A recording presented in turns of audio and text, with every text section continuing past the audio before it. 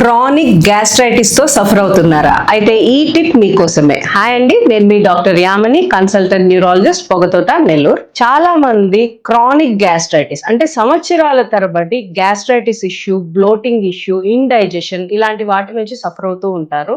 కానీ చాలా ఏళ్ళగా గ్యాస్ బిల్లలు అనేవి వేసుకుంటా ఉన్నాము, అయినా మాకు తగ్గట్లేదని చెప్తూ ఉంటారు. యూజువల్ గా ఈ క్రానిక్ గ్యాస్ట్రైటిస్ లో మెయిన్ గా మనము హెచ్ పైలోరీ ఇన్ఫెక్షన్ అనేది రూల్ అవుట్ చేసుకోవాలి. జనరల్ గా మీరు గ్యాస్ట్రోఎంట్రాలజిస్ట్ డాక్టర్స్ ని కలిసినప్పుడు వాళ్ళు హెచ్ పైలోరీ ఇన్ఫెక్షన్ కి సంబంధించిన టెస్ట్లు అనేవి చేస్తారు. యూరియా బ్లడ్ టెస్ట్ కానీ, బయోప్సీ రిలేటెడ్ ఇన్ఫెక్షన్ టెస్ట్లు కానీ ఉంటాయి. ఇవి చేసుకున్నట్టయితే ఈ క్రానిక్ గ్యాస్ట్రైటిస్ కి రీజన్ హెచ్ పైలోరీ ఇన్ఫెక్షన్ కాదా అనేది తెలుస్తుంది. ఒకవేళ క్రానిక్ గ్యాస్ట్రైటిస్ కి రీజన్ హెచ్ పైలోరీ ఇన్ఫెక్షన్ అయితే దానికి ట్రీట్మెంట్ కంప్లీట్ గా మారిపోతుంది. ఎగ్జాక్ట్ గా మీరు హెచ్ పైలోరీ ఇన్ఫెక్షన్ కి ట్రీట్మెంట్ తీసుకున్నట్టయితే మీకు గ్యాస్ట్రైటిస్ నుంచి రిలీఫ్ కూడా వస్తుంది.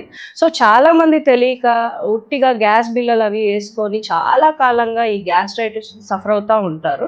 సో ఎక్కువ కాలం గ్యాస్ట్రైటిస్ ఇష్యూ ఉండే పని అయితే మీరు H pylori infection rule out చేసుకోండి. ఈ టిప్ని మీ ఫ్యామిలీ అండ్ ఫ్రెండ్స్కి షేర్ చేయండి. Thank you.